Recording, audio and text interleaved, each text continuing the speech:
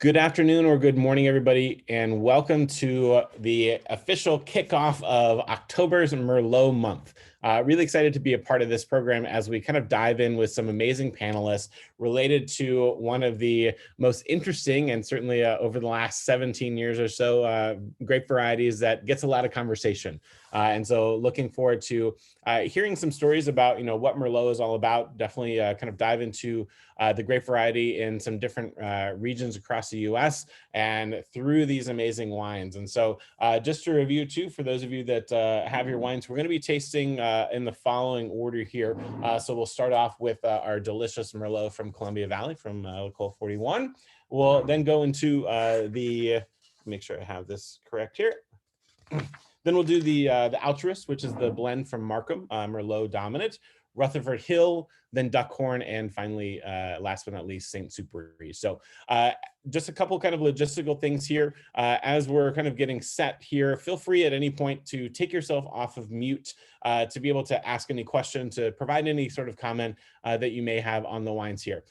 In between those kind of comments, if you could keep yourself on mute just so that the kids running in the background, or now we know the dog slurping the water here today, which is a new sound for me. All those kind of things, will kind of distract the recording as well. So feel free also, if you have any questions, any thoughts or tasting notes or whatever you want to share related to the wines themselves or to any, thing related to Merlot, certainly you can drop that in the chat as well. So we are here in Merlot month, and really the purpose of this started back in 2014 by our friends at Duckhorn. Merlot month is really to drive and to appreciate one of the world's most popular and planted grape varieties, and that is Merlot. And so as we look towards October Merlot month, really the idea and the inspiration here is to engage with some of our amazing buyers, sommeliers, and wine professionals around the country to connect with you on what Merlot is all about. To hashtag MerlotMe. So if you're putting together by the glass programs or features or pairings or whatever it is that you do within your own innovation and creativity in your either restaurant or retail, this is the opportunity to kind of get some of those ideas here from 5 different amazing wineries. And so let's get started with the stars of the show. And so we'll go around to each of our panelists and feel free to themselves and talk really a little bit about kind of your winery and how Merlot integrates into that. So Constance, I'll start with you up there in the Columbia Valley. Hi there, guys. I'm Constance, and I'm from Lake Cole. I'm the general manager here. So I'm an office person, which is not as exciting as all the winemakers we have on the line. But I'm happy to represent Lake Cole today about our Merlot. Merlot runs deep with us. It was the first wine made by Lake Cole in 1983 vintage when we were founded as the 3rd winery in Walla Walla. And it's really part of our heritage and one of the most important varietals for us. We love Merlot up here in Washington. It's made at a very high quality across the board in Washington, not just at Lake Cole. And that's really for us, we see really perfect conditions, long sunny days up here. We're really high in latitude, so we have very kind of a short season, but long sunny days. So that photosynthesis has a chance to really take hold in the Merlot. We have a big diurnal temperature swing. We're in a high desert condition up here. So hot, sunny days and very cool nights, and hardly a cloud the entire summer because of the rain shadow effect of the Cascades and the Olympic range. So we have that the diurnal temp swing. It's very dry here, as I said. So we have to irrigate. So it's a deficit irrigation practice. So we get small berries. So a good sort of skin to flesh ratio. And we have a lot of wind, persistent wind. So those give us the thicker skin. So all the things that can be troublesome about Merlot, like the thin skins, the plump berries, we can control that. So we get rich and structured and extracted Merlots up here in Washington.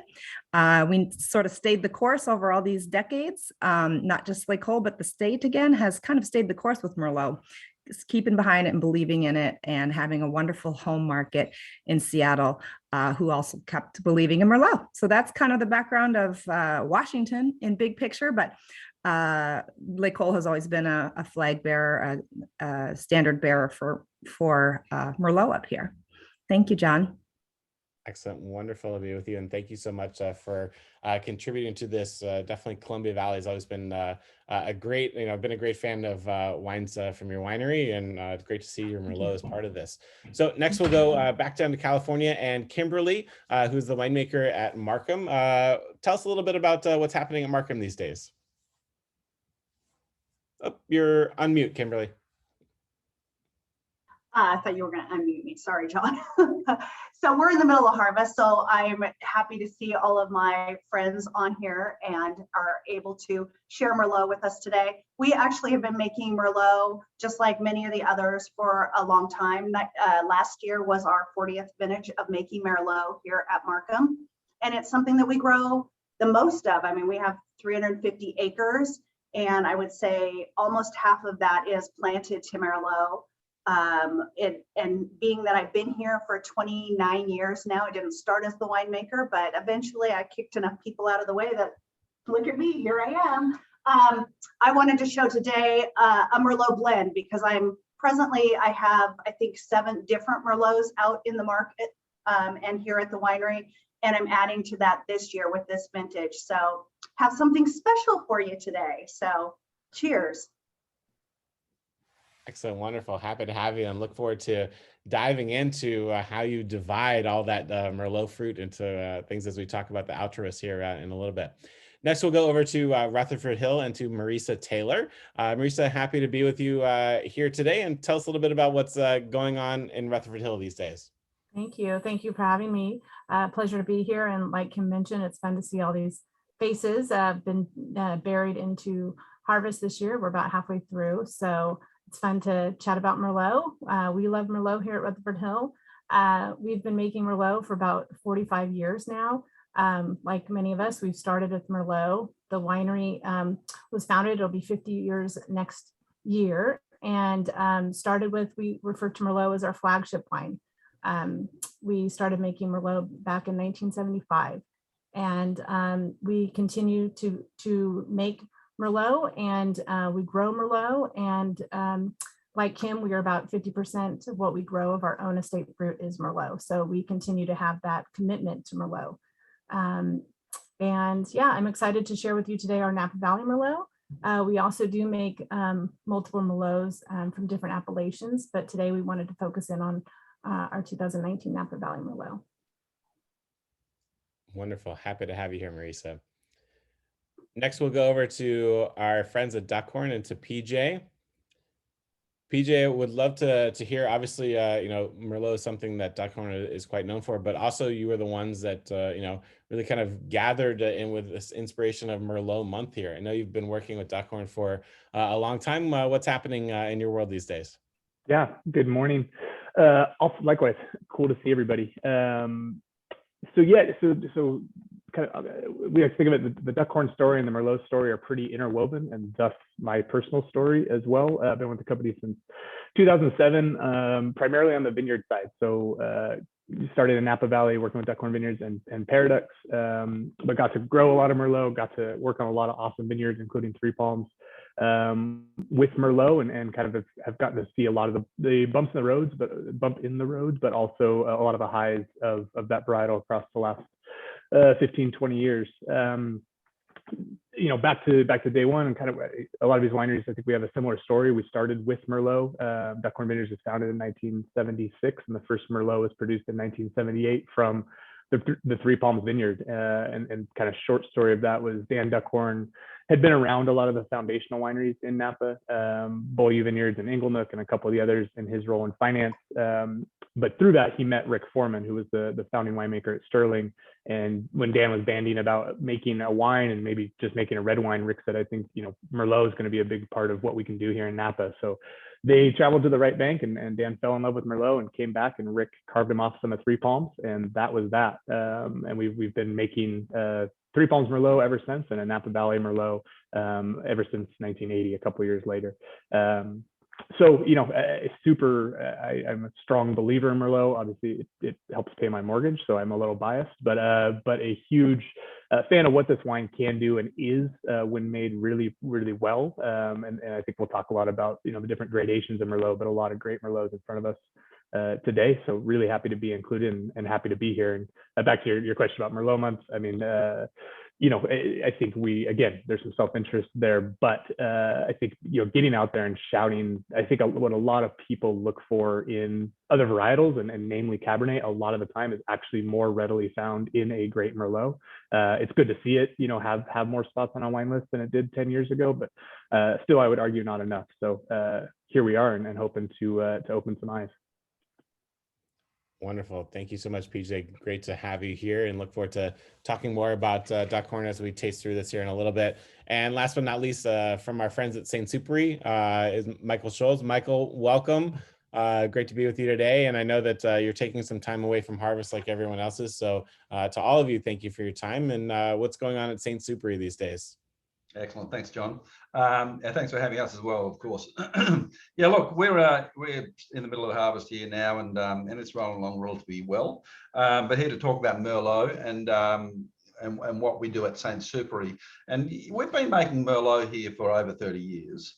But during that 30 years, we had a little transition. I mean, originally we used to make our Merlot from our combination of our properties.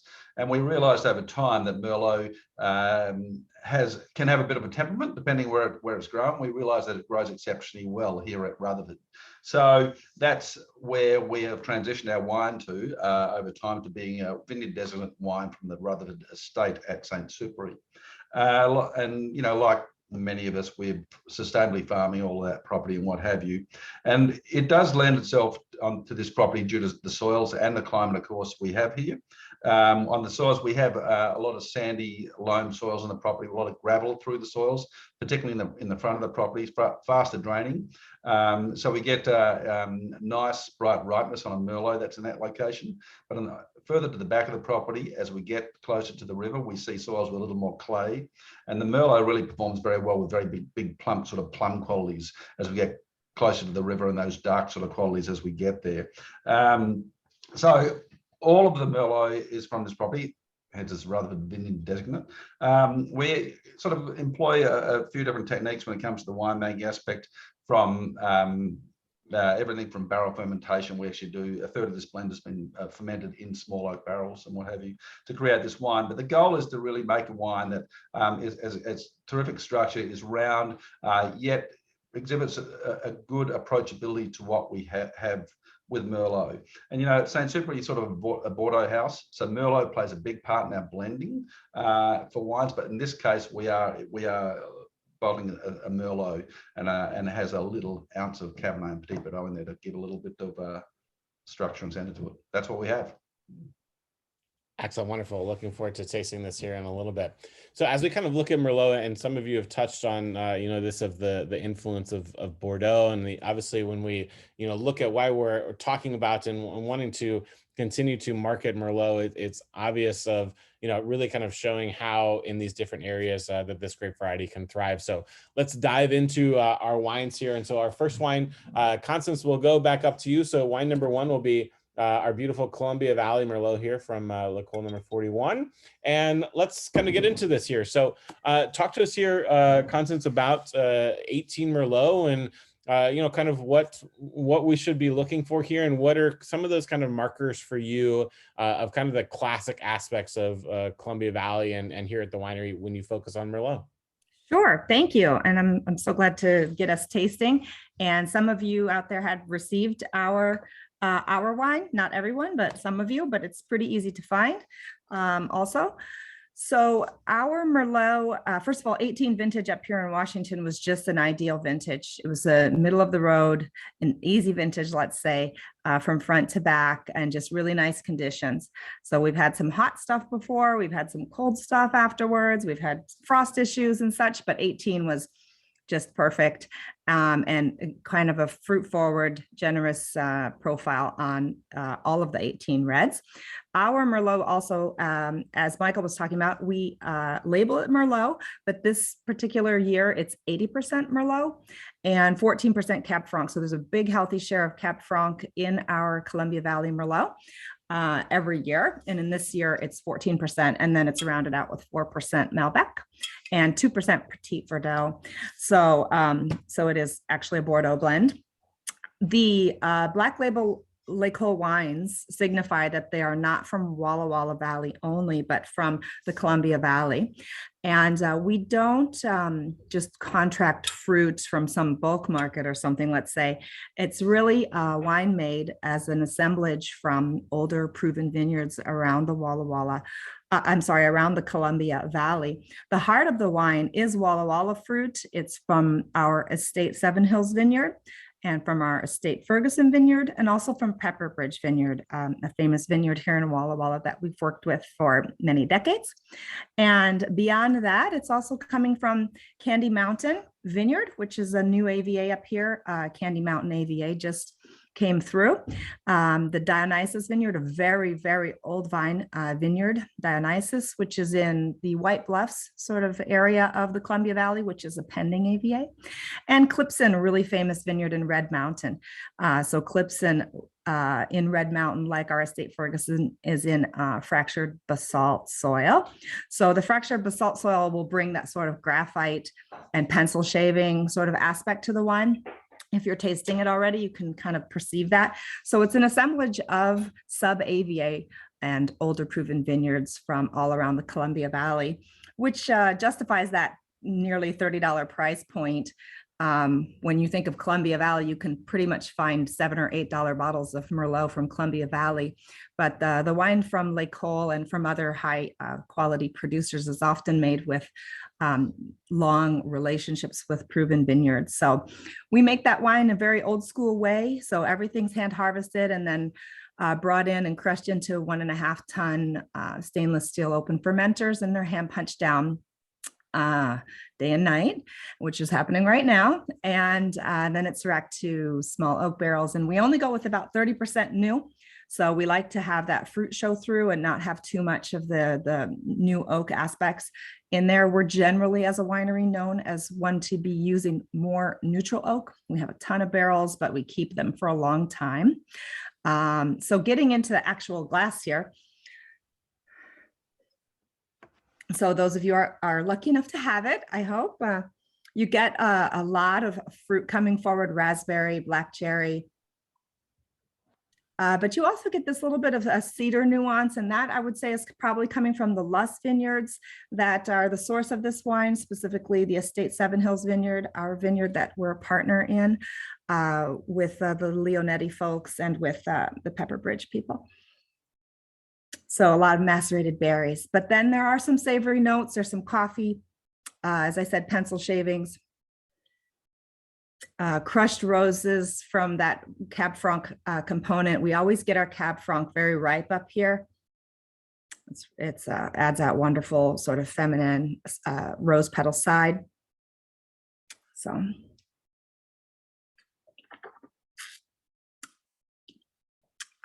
So it has a lot of power, a lot of intensity, a lot of guts to it. I know we're tasting a lot of very high quality Merlots today. So I hope that that we're representing Washington, that I hope that we can stand up to all these wonderful Napa wines. But I think we do it on Merlot. So I'm really happy to be kicking us off on tasting. Did anyone have any questions about the Washington approach or Lake Hole's approach or anything about this wine in particular, or will we open up for questions afterwards, John? Really at any time, but I actually have a question. Sure. When I think of Columbia Valley, certainly, I think of Merlot first. Really, I think the reputation that, you've built there, along with obviously some amazing vineyards there. Why do you think that Merlot has kind of, stood out above some of the other grape varieties that are grown up there in your area? Yeah, as I was saying in my intro, and that's a good point. Cabernet is the largest planted red varietal up here in Washington, but Merlot is close behind it. And I think it's because the problematic aspects that Merlot can have in the viticulture, we are able to easily dodge around those with the windy conditions, with the very, very well draining soils. I mean, very, very drained. We don't have much clay up here, I would say. So we have really good drainage, so we can deficit irrigate and achieve the small berries. We have the wind to make those skins thick. We have the photosynthesis opportunity with the long days. We have the diurnal swing, and that cool nights help us keep the acidity and structure. So I think it's just really a perfect place for growing Merlot. And then on the market side, having that home market of Seattle, that whole Sound area is they've always loved and kept a place for and believed in the Merlot from Washington. And there are so many high quality producers up here. I mean, who really never apologized or fell back with their Merlot on all price points, actually. So, so I just think, yeah, we're proud, and we didn't take a step back at all in Merlot from 1983 till now. It was a constant pace of growing the market and growing the program. I mean, our program is not huge. This is one of our largest production wines, and we're at 5,300 cases. So Lake Cole is pretty small on the scale of things overall, but this is one of our most important wines. Wonderful. And kind of another question to follow that up with that, related to kind of as you work in so many different areas of the winery, you know, obviously consumer perception is something that kind of always comes up when we're talking about, you know, buyers and talking about Merlot. What has kind of, what the last kind of 5 years brought you of, are you still hearing those kind of questions or pushback when it comes to Merlot, or what's kind of the consumer perception that you see related to you know, your wines? Yeah, I actually, when we could get out and do consumer facing events, I would do that as much as I could, because I was new. I was transplanted from New York, where I was working in importing. And in 2018, I came out here. So I wanted to focus on trying to be in front of consumers to understand the brand and people's connections to the brand and people's feelings about the wines. And many times, if I was pouring a Merlot at a consumer event, there would be the share of people who say, oh, no, thank you. I don't drink Merlot. And so I would often be pouring our estate Merlot, and I would say, hold on a moment and taste this Merlot, you know, because we're from Estate Ferguson Vineyard. It's a fractured basalt high elevation vineyard, and it is a punch. It's a power and intensity and such. So I would try to like bring people around and off of that, you know, this initial, I don't know if it's just a snobbiness or if it's kind of like the anything but Chardonnay movement, or, you know, it's just people who are like, no, I don't even want to taste that. So I definitely saw that at consumer events, but I tried to do my part for all of us to kind of big people around and say, you know, some of the greatest, most powerful, age-worthy wines in the world are made from Merlot. You know, do you have that?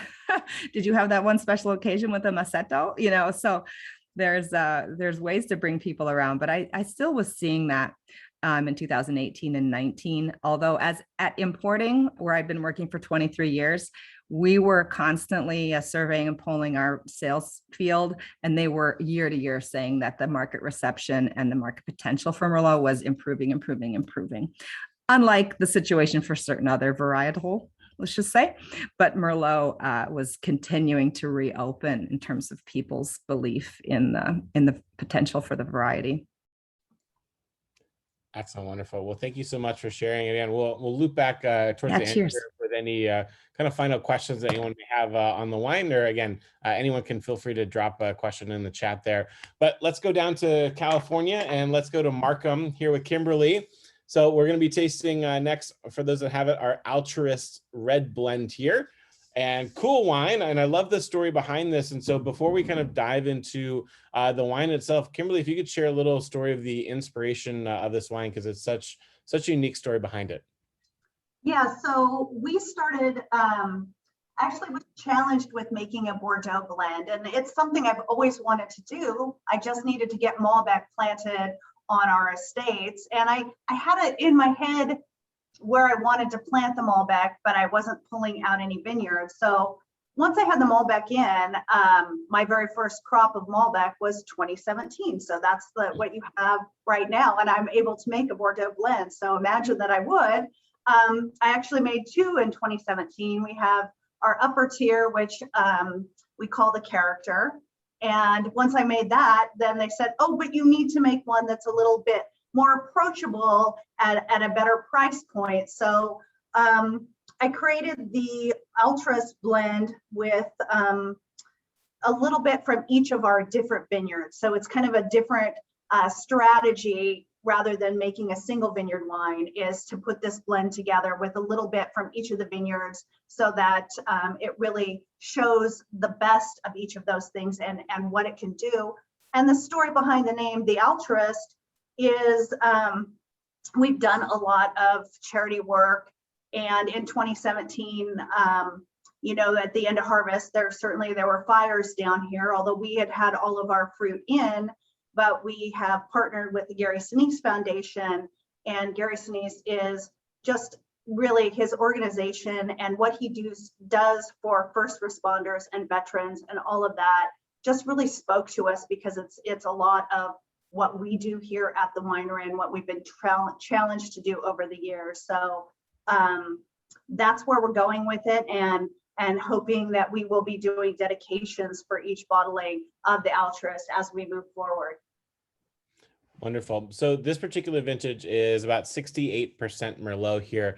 As you were kind of putting this blend together, how do you kind of come to that percentage, or what was kind of you know, the inspiration or your thought process behind, you know, having, you know, that percentage of Merlot versus 80 or 60? What kind of contributes to the blend here for you? Well, I really wanted it to be a Bordeaux blend, because like I said, I make some Merlot blends that are, you know, 100%, some that are 85%. But I really didn't want to, you know, entirely lean on Merlot. I love Merlot. It's what I drink the most of. It's what I make the most of here at the winery. But what I love about Merlot, especially from our Oak Knoll estate, is that it has kind of what I call a sour cherry fruit characteristic. I mean, it will get riper and I can get plum fruit, but I like the lift that the Merlot grown in these, the soils themselves are really silty, and they get almost this golden sandy color. So when I wear my boots out in harvest, they're definitely coated in this yellow sandy silt. So it's fun to see that so much of that kind of lifts out and pops out of the glass. And then blending in, you know, obviously the Cabernet for backbone. So that's coming from, you know, our estate in Yountville. And then a little bit of the Verdot is coming from, and all the blend is on the back label. So if you have the bottle in front of you, you'll be able to see exactly what the blend is. But the Verdot is coming from our Calistoga Ranch, and the Malbec, again, from the Yountville parcel. And then a little bit of Franc. I'm like Candace, I love that, you know, the Franc adds the rose petal. I call it more violet on my ranch. I get a little bit more of the purpley violet sort of characteristic. And, you know, we aged for about 1.5 years-ish in barrels, and probably like 40 to 50% new oak, depending on the vintage, but really want it to be a good food wine. I think that, you know, being this right bank blend really offers a lot to a lot of different consumers if they're tasting the wine, whether they're having, you know, something that would be, you know, meaty or not meaty, as the case may be, because I think so many of us are not necessarily eating it. It would be fabulous with like a butternut squash risotto right now. I love that. I love that. So Kimberly, as you've said, and as when I learned more about you, you've been making Merlot for quite a long time in Napa Valley. What have you seen kind of like the transition, or obviously when we look at plantings and as more Cabernet has tried to be planted, obviously from the economics of that around Napa Valley, what have you seen kind of in the last, you know, 10 years or so when it comes to, you know, vineyard sourcing for Merlot and quality and availability? It's rough, and I have to fight with, you know, some of these people that are on this call to get Merlot. So back off. It's difficult. And so, you know, we, like I said, we do plant a lot on our property, and we continue to plant Merlot on our ranches as well, because people are pulling out, like you said, for financial reasons, and putting Cabernet back in. And it's sad. I don't want to see Napa Valley be a monoculture and just have Cabernet be the only thing in the ground. It grows great here, and I love making Cabernet, and I do, but you know, Merlot is just, it's so lovely to enjoy. I think early on it ages very well as well. I don't even want to take anything away from that, but to know that, you know, you can have a beautiful glass of Merlot. It's not, Cabernet is not something that I typically would just open up and have a glass without planning my meal around. Oh, thank you. And there's a question here about kind of the vine age of Merlot and where's the kind of sweet spot for you when it comes to how old the vines would be and where that Merlot may go into your different programs. Good question. I actually, I like a little bit of everything, I think, as far as the vine age goes. Although clonal selections, I'm a fan of 181. That's my go-to clonal jam down here. But I love young vines that are like 5 to 8 years because they're so ebullient. I mean, it's just so beautiful and perfumey as they come out of the glass. And so that's exciting. Whereas, you know, you have, you know, an old dog like myself, and, you know, there's some charm to that sometimes, that you just really want to have the structure and you know, it really helps, I think, round out the entire mouthfeel, where you have, you know, kind of the old vines that have the texture, and, you know, they might not have the acidity that the young vines have. So, you know, you have that balance of everything. And being that we own so many of our own vineyards, and we've been green certified down here for 10 years at the winery, and we're putting it right on the label, as well as our vineyards, knowing that we are in a constant replant with everything, because you have to be. You know, I don't want to get to the point where I've waited too long to replant. So I usually do have a really good mix of what's going on, because, you know, we're replanting 15, 20 acres a year. Wonderful. Kimberly, thank you so much. Beautiful wine, and it's already great to see as we are kind of tasting side by side here and going along here of those different percentages, and really starting to get a better picture about what Merlot kind of integrates into blends. So on that note, let's go over to Rutherford Hill and to Marisa here. And so we have our 19 Merlot Napa Valley here as part of our tasting set here. Marisa, talk to us a little bit about Merlot at Rutherford Hill in 19, and kind of, I also noticed that based off of the percentages here, you know, Merlot versus kind of red blend, and if we could kind of touch on that too. Yeah, sure thing. Merlot, as I mentioned before, has been one of our flagship wines, kind of how people usually know us as well from Merlot, and we continue to make it. And in 19, we had a really beautiful harvest. Was a great growing season where we had a lot of we had more precipitation than we've had this year. So we had nice winter and spring with our rain, and then had a really great ideal growing season. Had a little bit of heat there to help really drive the ripeness. And I find that for me, for our 19 is the 19 Merlot is a little bit more, I don't know, I would describe it more, a little bit more elegant, maybe perhaps, versus our 18 had a lot more heft in my view of the wine. And it is, as you mentioned, it is also, if you want to call it a red blend, but it is a varietal for us. It's a Merlot. It's important for us to make a varietal Merlot. This year, this wine is 77% Merlot, and then followed by some Cab. I believe it was 10%. And then again, that Cab Franc we've been talking about, the previous two wines, brings a nice floral component to it.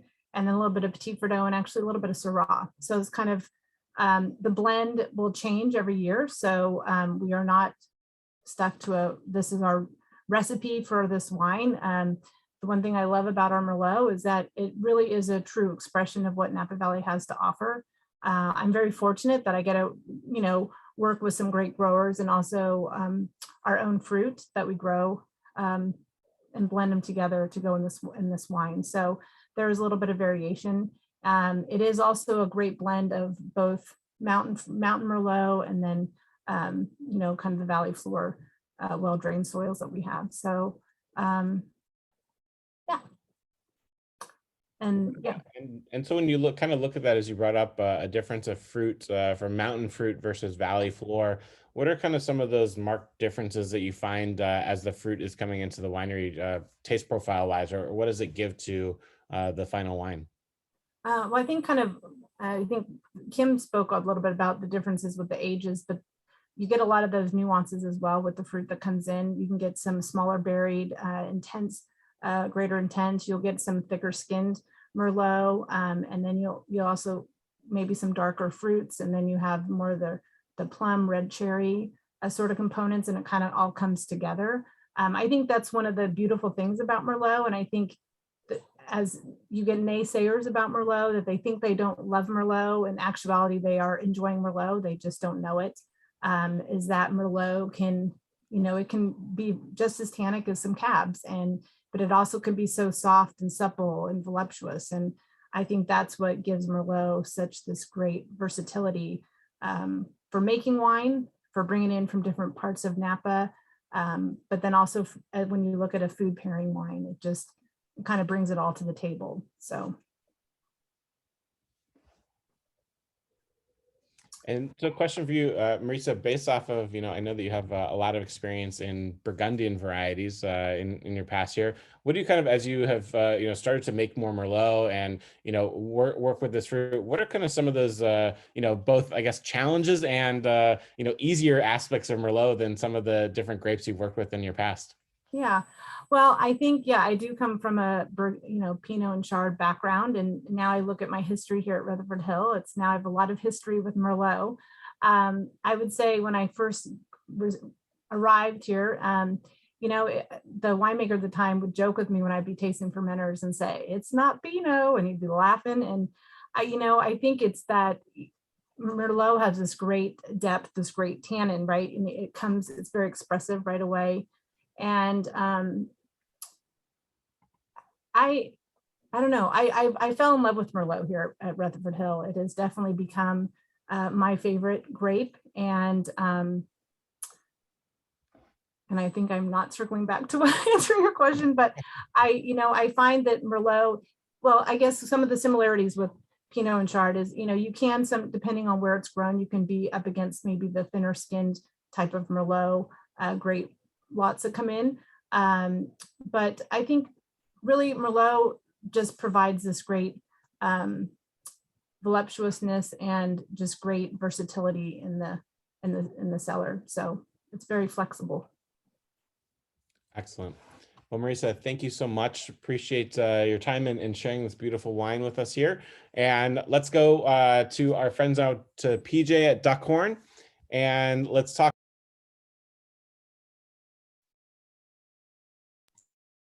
'18 Napa Valley Merlot here from PJ. Let's talk about this wine a little bit. What was 18 like for Merlot at Duckhorn? Yeah, 18. There's some mention of 17 being a little tumultuous. 18 was kind of a nice counterpoint to that. Solid crop, solid growing season.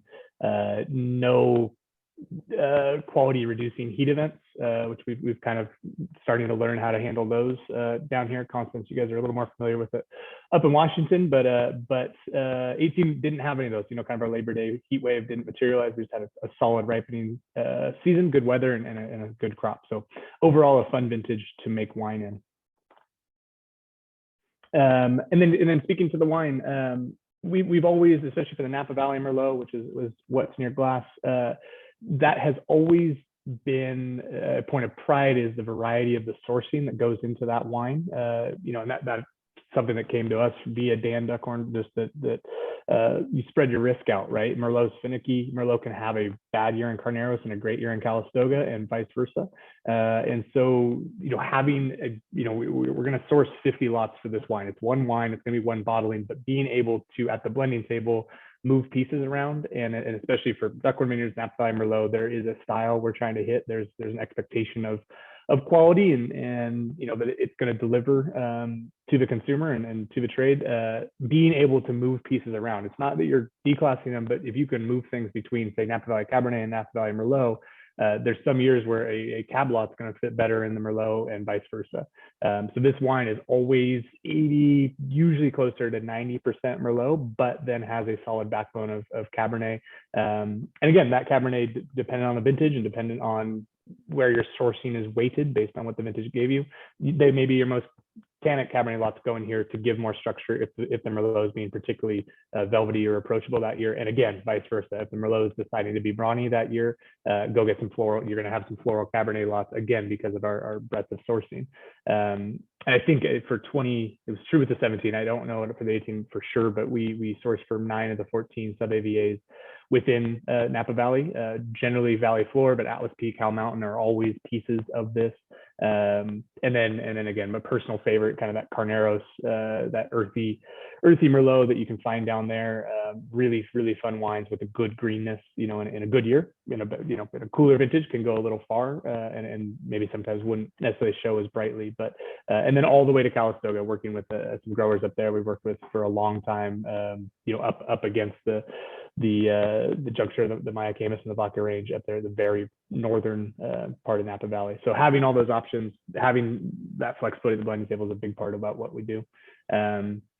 And I think this wine, shows true to form. To me, Merlot and Duckhorn Merlot should always be the first things that jump out at you are kind of a dark juiciness, that kind of brambly, brambly richness, but not, it's not over the top. It's not out of balance. I wouldn't hope in any way, shape, or form. We are really trying to make a varietally true balanced wine anytime we put something in the bottle, and that is all the more so true with Merlot, and especially Napa Valley Merlot. So that dark juiciness, kind of a cola dark cherry thing is something we're always trying to look for. Again, a little bit of a darker profile, but then round it out with that kind of Bing cherry and redness. Again, back to the approachability and how we want those wines to present. And then very much to Marissa's point, like that velvetiness, those refined tannins, I think are what make Merlot, is the hallmark of a good Merlot and a great Merlot is they're structured. Merlot can be really structured. I mean, where we grow Merlot a lot up there at Three Palms, I mean, it's rock. They're really well drained soils. They're big spacing, relatively small berries, and those wines are brawny and broad shouldered and need some. You got to let that tannin resolve in the field, and then also work with that tannin in the winery. So, anyways, always playing with that, but letting it present in the glass as a wine that can stand by itself, can also go with a lot of food. And I think to Constance's point, spend a lot of time, or used to spend a lot of time behind a pouring table, hearing that I don't like Merlot, and I'm not quite as nice as her. I'd say, okay, fine, try this Cabernet. And then once you get positive feedback on that, say, okay, well, I blindsided, that is a Merlot. But just trying to open minds to the fact that if people are looking for tannin, looking for structure, and looking for richness, a lot of times you can find a better balanced example of that in a good bottle of Merlot than in Cabernet, where those things, Cabernet is an awesome varietal, that's its own seminar, but those things are much easier to get sometimes out of balance, or they can go too far. Whereas ripe on Merlot is really a nice round globe of richness and structure that I enjoy. I like drinking, at least. Excellent. Thank you for that, PJ. There's a question here. You said that you worked with several different AVAs across Napa Valley when it comes to this wine. Is there one AVA that kind of that we're tasting or feeling that kind of sticks out from one of those AVAs, or is this more like the blend comes together so much that it just represents kind of Napa as a whole? Yeah, that's a fun question. I would say generally the latter, that you're getting a Napa Valley Merlot from this, picking and choosing, and it might just be confirmation bias. I always feel you can find that little piece of kind of Carneros, Oak Knoll. There's a little, Markham hates when I say barnyard, but it's a good barnyard, like that kind of almost wet hay, wet earth. I really like that earthiness, that dark earth in Merlot. I see that showing through a little bit. And I do always lend some of the structure to Atlas Peak, Howell Mountain. Those are pretty unique places to grow Merlot, not without their specificities. It's a little tricky some years in both of those places, but those can really bring that fine grain, rich tannin. So I find that, and then red fruit to me is a hallmark of kind of our ancestral home, the kind of St. Helena, Calistoga area, little warmer, a little richer, and see more red fruit coming through and more of that kind of plum that Michael was talking about as well. Wonderful. And one last question for you. I know that you've worked with Duckhorn for almost 14 years now and have had a lot of experience in the vineyards there. What do you kind of see as where is Merlot going for Duckhorn? Obviously, it's such an important variety. What are kind of the future plans given what is going on in Napa and really in California in general? Yeah, I think just keep waving the flag. Again, there's been bumps, there's been ups, there's been downs. We've been lucky enough. When that Merlot section of a wine list went from 20 wines to 2 or 3, we got to be one of the last ones on there. So, the personal or the specific tough parts for Duckhorn maybe weren't as tough as they could have been. What we saw through that, though, generally for the industry, was the wines got better, right? It was a culling event. There were 20 of those wines on there. 17 of them maybe weren't that great, and there's a lot of examples of those, not necessarily coming out of Napa or anybody on this call. There was a lot of Monterey County Merlot. There was a lot of interior Merlot that maybe shouldn't have existed to begin with. To see those go away, to let the good Merlot stand, and then kind of pivot, to grow off of that base, I hope is what we're continuing to see happen, and seeing more people starting to go back to Merlot, seeing some fun younger brands, make a little Merlot. And I think we've come full circle where you're getting wine drinkers now that have, just like what happened with rosé when people forgot about white zin, and I think have is now happening with Merlot, where people are forgetting about the early 2000s and what bad fruity Merlot was, and if you can now introduce it fresh almost, we kind of get to work with a new collective memory, and I hope the more good Merlots that people drink, just the more it becomes right there in the lexicon with Cabernet, because they truly are equals in the glass in my view. Awesome. PJ, thank you so much for sharing about Duckhorn and about this amazing wine. And it's great to see again in the context. And as I kind of look at here for our 3 Napa wines so far, we have 17, 19, and 18. And so getting to see where they all are in their lives too is really cool to see side by side. So let's go over to Michael now with St. Supéry, and to our St. Supéry Rutherford Merlot here from 17. And Michael, talk to us a little bit about the focus of Merlot there at St. Supéry. And I know you had mentioned a little bit in preview before how this has kind of shifted to a more AVA designate wine. Yeah. So look, John, thanks. Unlike a lot of the winemakers here and the discussion, I don't get the opportunity to pull fruit from all different parts of the valley, and that's got to be a real privilege, because Merlot does have a true personality depending wherever you grow it, and it's all positive. They're just different personalities, of course.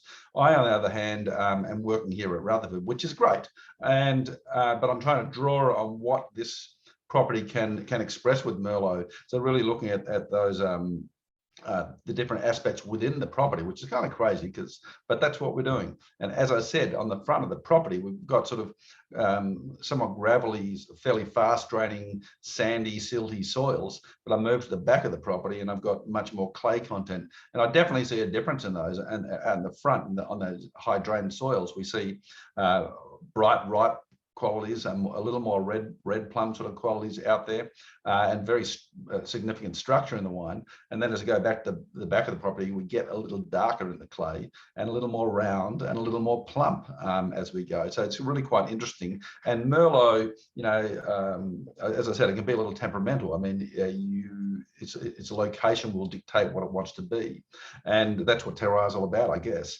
But we try to lean on what we have here.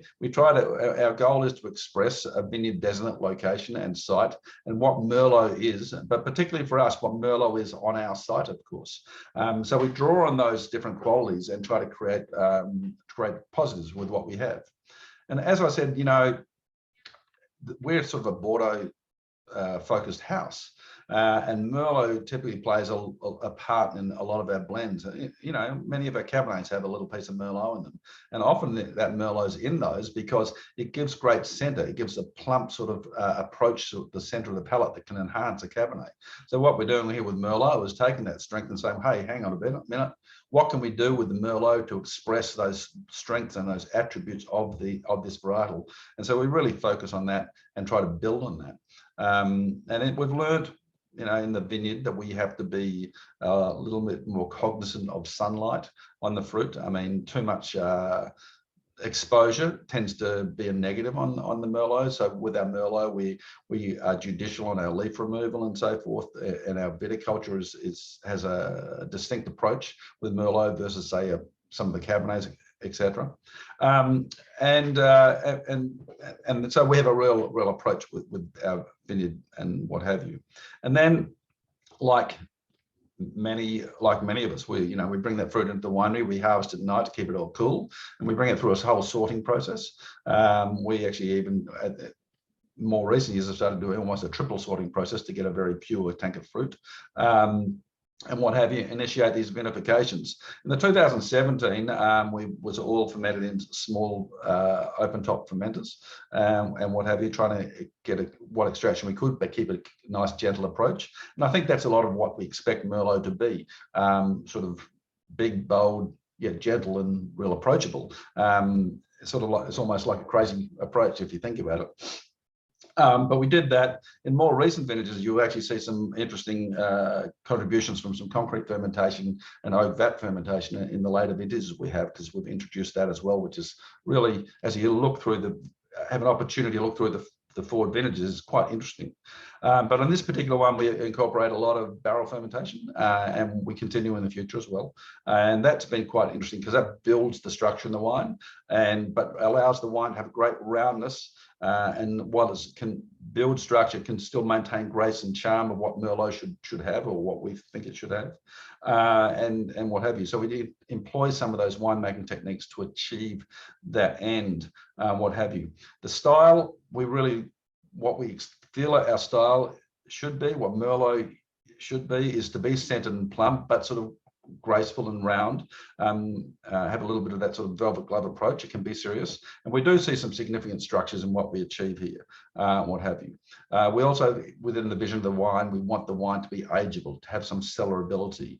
You talked about vine age before. I do like vines that have a bit of age in them. I came out of the Barossa Valley, which an old vine is 70, 80, 90 years old. It's kind of crazy.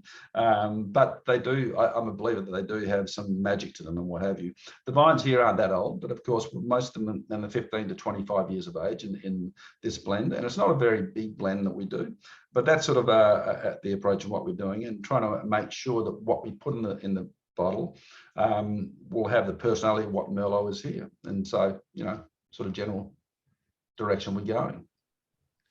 Wonderful. Thank you so much for that beautiful wine, Michael. So obviously one of the most well-known Bordeaux blends that comes from Napa is the Élu that you produce, which contains some Merlot in it. How do you kind of differentiate the Merlot, or kind of the character that goes into that blend, versus your Rutherford Merlot here that is bottled? So I was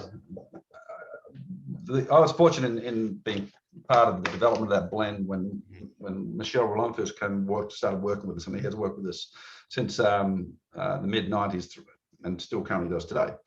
So he and I worked on that originally, and we looked at what we had in our vineyards and said, well, what does this style want to be? What does the wine want to become? And we realized at that time that generally the wines are going to want to be about 60% Cabernet, 20% Merlot, and the balance made up of the other Bordeaux blenders. With the caveat that every vintage is a different season. Every vintage is going to bring a different story. Hence the date stamp on the front of the bottle, 2017 or 18 or 19, it will vary it. So what we do is we look at the Merlot contribution in the Élu blend often is dictated by what the Cabernet does in the year. If the Cabernet is very big and powerful, we might incorporate more Merlot because it brings more roundness to the blend. It gives more plumpness to the center. And what have you. But if it's slightly more graceful, gentle Cabernet, we might enhance the Cabernet, and the Merlot doesn't need to play quite as big a contribution to the blend. But that's where we roll with that generally. But when we come to it, Merlot as a straight blend, we want the wine. We want the wine to be a pretty serious red wine. So we want we want it to be graceful and round. We want the wine to have great structure and, like I said, ageability. And to that end, while we often thread some Merlot into our Cabernet blends, with the Merlot, we generally thread a tiny bit of Cabernet into the Merlot to give some of the contributions that Cabernet can do. But at the end of the day, the goal is to complete a wine with a complete profile that's quite round and has great approachability, while it may be structured at the same time. Yeah, so kind of thing. Wonderful, Michael. Thank you so much for sharing this. Again, being able to taste these side by side is really incredible here. So as we kind of wrap up, and I got this question a few times here in chats to me, I wanted to take an opportunity real quick. Obviously, you are all in the middle of harvest and looking at 2021. So I'm going to give each of you kind of a minute opportunity to say, what's going on in 21 as we look at Merlot and as we look at what's happening in your winery. So I'll go, Constance, I'll start with you up there in Columbia Valley. How's harvest season going? I'll keep it short and sweet since I'm not a winemaker, but I'm representing all of Washington. The vintage is coming in light. It's coming in a good 20% at least light across versus historical averages. The fruit is good. It's beautiful. We had a wonderful season. At Lake Cole, we're about 70% in. So we're almost coming around the bend. Well, we've come around the bend. So that's talking, we're on the reds 20% down consistently across the board, and on the whites even a little more. So it's a short vintage for us, but a good quality vintage. Oh, thank you. And Kimberly, how's it going at Markham? It's crazy, but just like everyone else, we haven't had a lot of rain this season. So we are also about 20% down. I'm about 50% in. The berries are small. The wines are gorgeous. They're so intensely flavored. And I have a first crop Merlot that is just completely blown the socks off myself and my winemaking team. So we're in love. We're in love with the vintage. Excellent. Thank you. Marisa, how about for you? Pretty much the same. We are about halfway through. It's really, the crops are light. I mean, I think that's a theme everywhere with the drought and light crops, small berries. There's a great intensity to the fruit. And there's great color this year. Tannin's a little bit less, but it's just really beautiful fermenters, and super excited for what 21 is going to give us. Excellent. And PJ at Duckhorn? Yeah, we keep saying we were owed a good one after a couple tough ones, and this is so far a good one. Crops are light, not a great year to be a grower. Some varietals, some AVAs.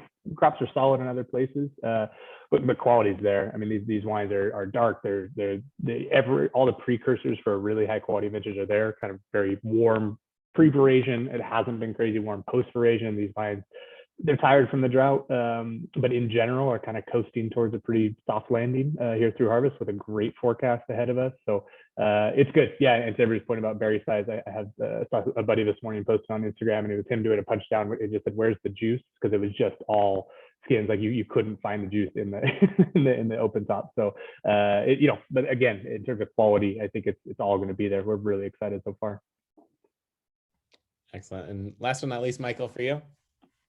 Yeah, I follow up with the same comments that we just heard. It's proven to be a remarkable vintage from a quality perspective. As the panelists have all said, we've got very small berries. We have very loose clusters, and they're not weighing very heavily at all, which is the unfortunate thing. We've got a great quality, but not tremendous volume. And from what we're seeing, we do a bit of phenolic modeling as we go through our vinification and what have you, and we're seeing pretty big extraction on our wines, and to the point that we are trying to mellow it down a little bit on some wines and what have you. But yeah, listen, the potential for the quality looks spectacular. Excellent.